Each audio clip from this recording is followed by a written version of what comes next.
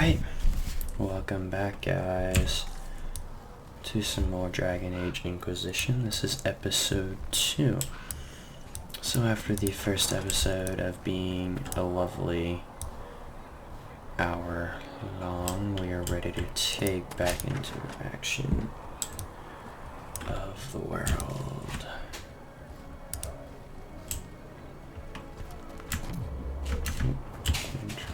This time. That's him. That's the Herald of Andraste. They said when he came out of the Fade, Andraste herself was watching over him. Hush. Shouldn't disturb.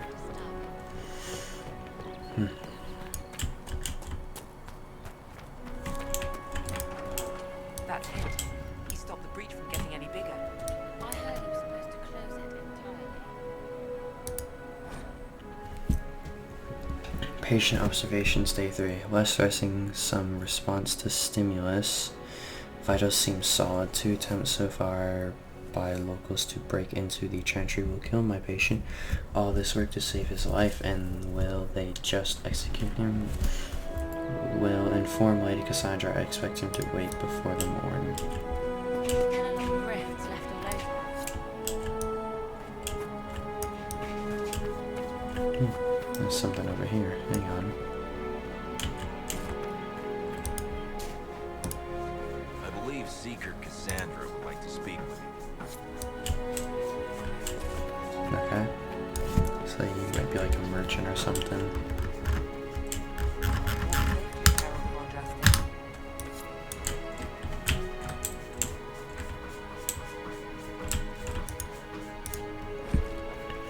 The singing maiden. Have you ever heard the story of King Bedouard? Bedouard, like most kings, was a man of great pride who expected nothing but complete loyalty from his subjects. He believed that the best way to achieve this was through fear. After all, those who feared him would never cross him or question his rule.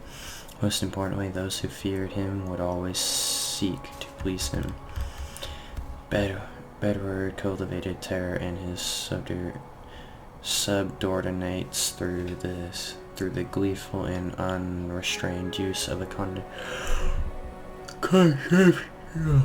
contraption referred to as a maiden. The maiden was a hinged iron casket as high and wide and deep as a man, with vicious spikes within, meant to pierce through the poor soul walked into it. Bedouard's maiden was a prized possession and stood in the place of honor in his throne room, often with a screaming victim inside it. Political rivals, suspected assassins, treacherous ministers, the maiden consumed them all. But as time passed, more people were given to the maiden for increasingly trivial offenses. The cook for over-salting the king's food, the pageboy for dropping his sword. The maiden cast the pale over the kingdom, and as the people prayed for deliverance from their cruel king. Then one day, a strange woman rode into the city. She called herself Ember and was an emissary from a far-off land. Her leaders had heard, she said, of Bedouard's wisdom and authority, and she thought the king's counsel. The thought that he had earned the ambition of brother kings across the sea made Bedouard swell with pride, and he granted Ember an audience. They dined and danced, and through it all Ember flattered and fawed on the king. At the end of the night, Ember asked to see the maiden, the infamous device that had given Bedouard all his power. The king, giddy with praise, proudly presented Ember with the empty contraption. Ember looked at the maiden, sighed with disappointment, and said, "That does not look terrifying at all. I should have imagined the spikes to be much sharper." Bedouard grew red at her comment and replied, "The spikes are sharp enough. Look at the blood that still clings to them." "But it is so small," said Ember. "Are only children and women its victims?" Bedouard grew redder still and replied, "Of course not. The maiden has devoured many men." Ember shook her head and said to the king, "I do not believe it. Surely no warrior could fear this thing. A man like yourself, tall and muscled, would not fit in." The king laughed and saw a way to prove the merit of the maiden Ember. "I will show you how easy a man like myself can fit," he said, and with that he stepped into the device. But Ember was waiting, and no sooner had Beirut squeezed himself into the iron casket than Ember slammed it shut on him. Ember took the maiden with the screaming Bedouin inside, through the castle, down into the city, and the people, finally freed from the king's tyranny, cheered and danced to the singing that echoed through the streets until Bedouin was dead, and it finally stopped. Well then, that's alright. Since that was such a long story, I paused my timer so I can play the game a bit longer than instead of listening to me read longer. Not taking orders right now. Got a problem with it? Bring it up with Cassandra.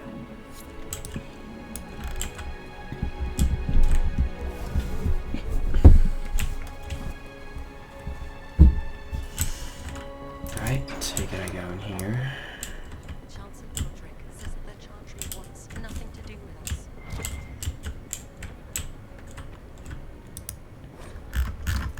Okay, this is another long reading.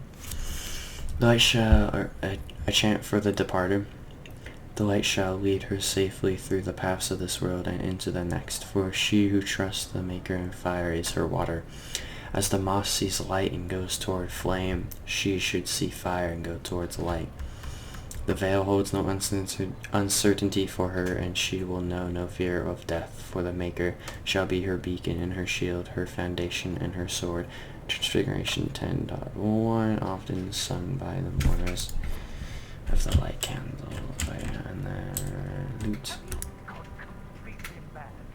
He should be taken to Val Royal immediately.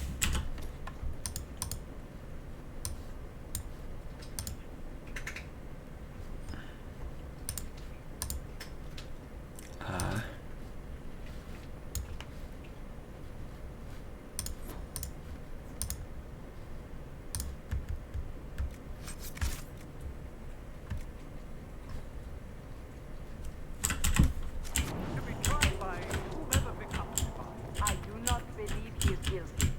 The prisoner failed, Seeker. The breach is still in the sky. For all you know, he intended it this way. I do not believe that. That is not for you to decide. Your duty is Okay. There was no word for heaven or for earth, for sea or sky. All that existed was silence, and the voice of the Maker rang out, the first word, and his word became all that might be, dream and idea, hope and fear, endless possibilities, and from it made his firstborn. And he said to them, in my image I forgive you, to you I give dominion over that exist. By your will may all things be done. Then in the center of heaven he called forth a city with towers of gold, streets with music for cobblestones, and banners which flew without mind. There he dwelled, waiting to see the wonders his children would create.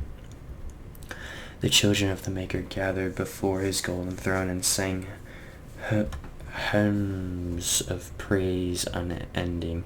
But their songs were the songs of the cobblestones. They shone with the golden light reflected from the Maker's throne. They held forth the banners that flew on their own. And the voice of the Maker shook the fade, saying, in my image I have wrought my firstborn. You have been given dominion over all that exists by your will. All things are done, yet you do nothing. The realm I have given you is formless, ever-changing. And he knew he had wrought amiss, so the Maker turned from his firstborn. It took from the fade a measure of its living flesh and placed it apart from the spirits, and spoke to it, saying, here I decree opposite in all things, for earth, sky, for winter, summer, for darkness, light. By my will alone is balance sundered, and the world given new life. And no longer was it formless, ever-changing, but held fast, immutable, with words for heaven and for earth, sea and sky. At last did the Maker from the living world make men immutable as the substance of the earth, with souls made of dream and idea, hope and fear, endless possibilities. Then the Maker said, to you, my second born, I grant this gift, and your heart shall burn, an unquenchable flame, all-consuming and never satisfied. From the Fade I crafted you, and to the Fade you shall return, each night in dreams, that you may always remember me. And then the Maker sealed the gates of the Golden City, and there he dwelled, waiting to see the wonders his children would create. Alright. I might not read all of those, I might eventually get tired of reading, but I do enjoy reading those. They're pretty entertaining. I don't know what's down there right now.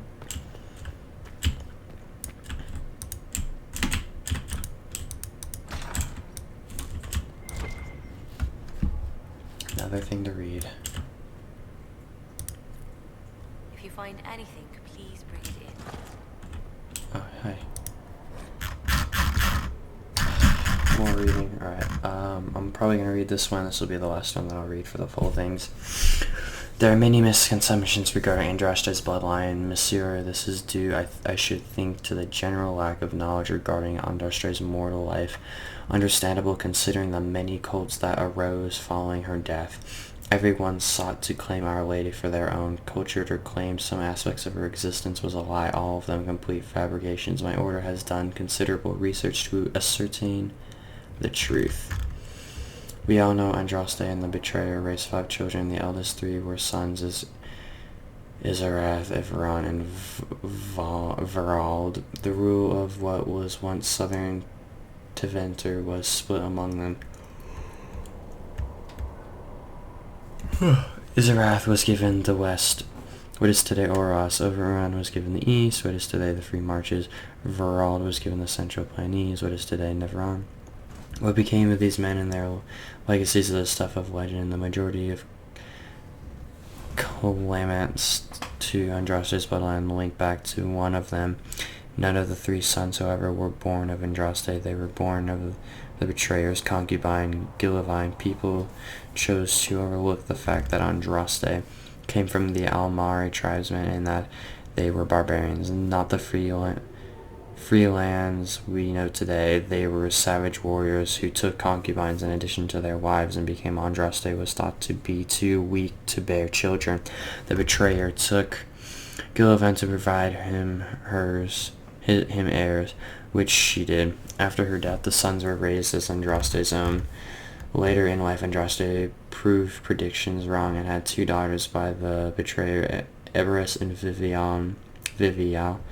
They were kept out of the public eye and not permitted to marry, though both had consorts. Eberus had but 1 child, Alfimir, who perished on a voyage to Denir less than a month after her mother fell to the plague, and without children of her own. The younger daughter, Vivial, was more controversial, a strong-headed woman who defied her family by falling in love with a mage of Tevinter, Regalian. Vivial and Regalian went into self-imposed exile as the exalted march began, and into hiding the following Andraste's betrayal and murder. What became of Vivial and her descendants is largely unknown. For one primary reason, she had only 1 daughter. Each of those daughters only had daughters. They married into other families and took the other names, and in the chaos of the Second Blade, all traces of survivors are lost. Andraste's true bloodline, if it exists, lies solely in the descendants of Vivial, and the suspicion of my order is that I produce only daughters. Thus the claims of your young man, Monsieur, are highly suspect. Alright. Back to next one. I believe Seeker Pentagast was looking for you. Thanks. Enemies drop unique collectibles, bring them to the researcher to learn more about them. And then I had a tooltip thing about that saying that bringing a research back can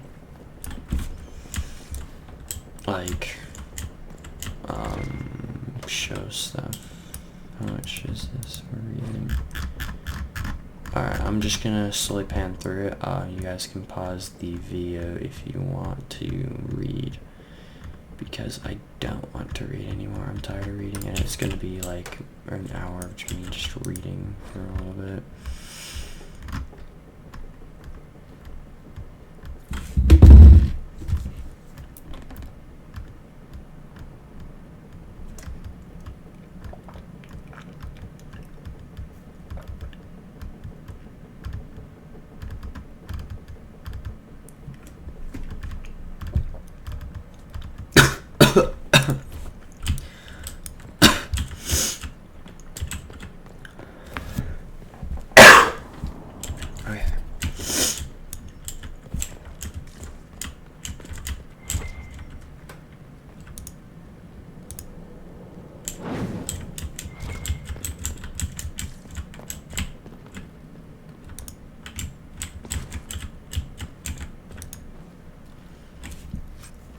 Sturdy apprentice male tier red light armor schematic. Okay.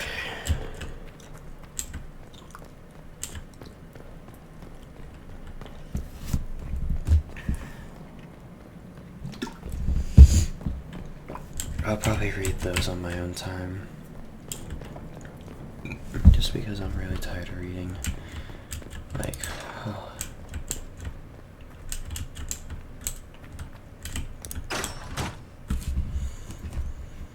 Chain him! I want him prepared for travel to the capital for trial. Disregard that and leave us. You walk a dangerous line, Seeker. The breach is stable, but it is still a threat. I will not ignore it.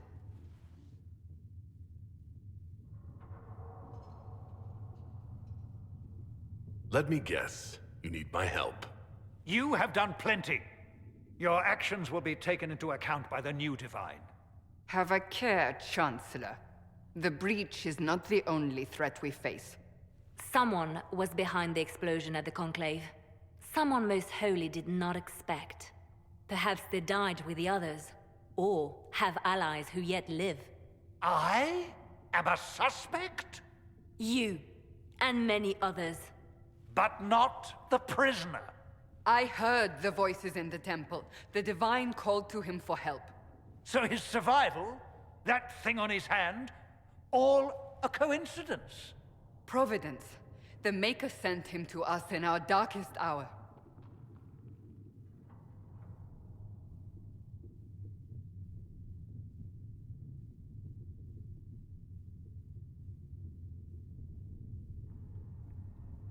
Though all before me is shadow, it shall the Maker be my guide.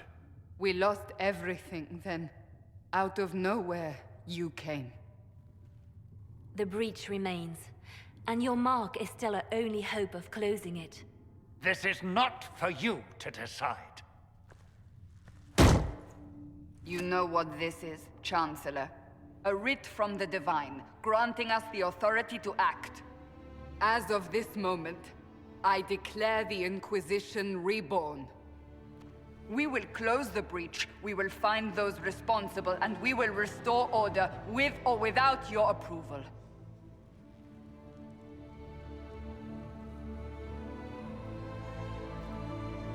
This is the Divine's directive.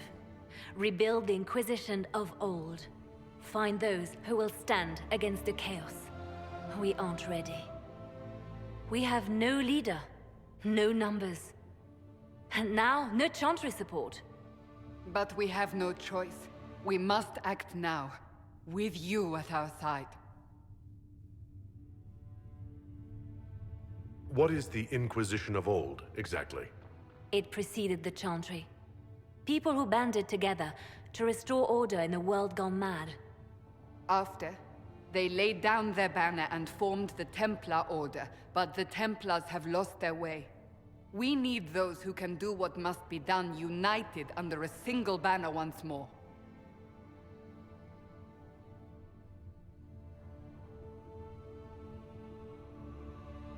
You're trying to start a holy war. We are already at war. You are already involved. Its mark is upon you. As to whether the war is holy, that depends on what we discover. What if I refuse? You can go if you wish. You should know that while some believe you chosen, many still think you guilty. The Inquisition can only protect you if you are with us. We can also help you. It will not be easy if you stay. But you cannot pretend this has not changed you. What is the Inquisition of old? It precedes. After, we need those who can do what must be done, united under a single banner once more. But aren't you still part of the Chantry? Is that what you see? The Chantry will take time to find a new Divine. And then it will wait for her direction. But we cannot wait. So many Grand Clerics died at the Conclave. No, we are on our own. Perhaps forever. When I woke up, I certainly didn't picture this outcome. Neither did we. Help us fix this before it's too late.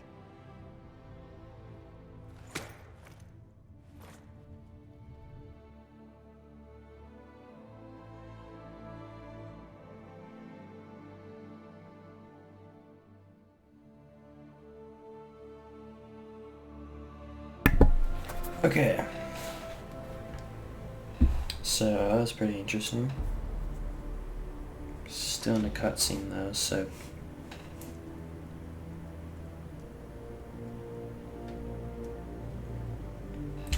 Alright. Who's the two new people? Unless one of them happened to be me, but it didn't look like it.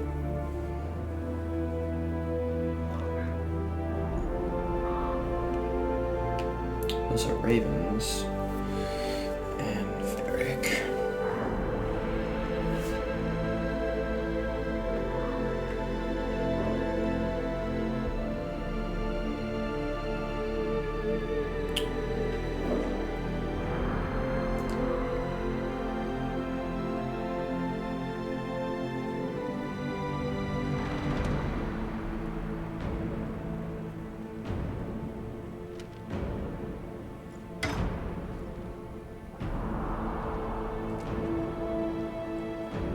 Looks pretty. This guy's kind of a dick.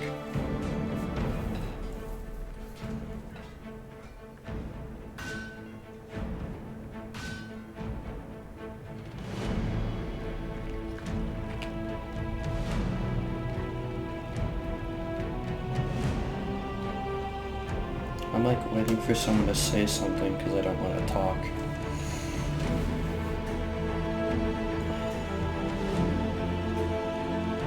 Who's those two new people right there?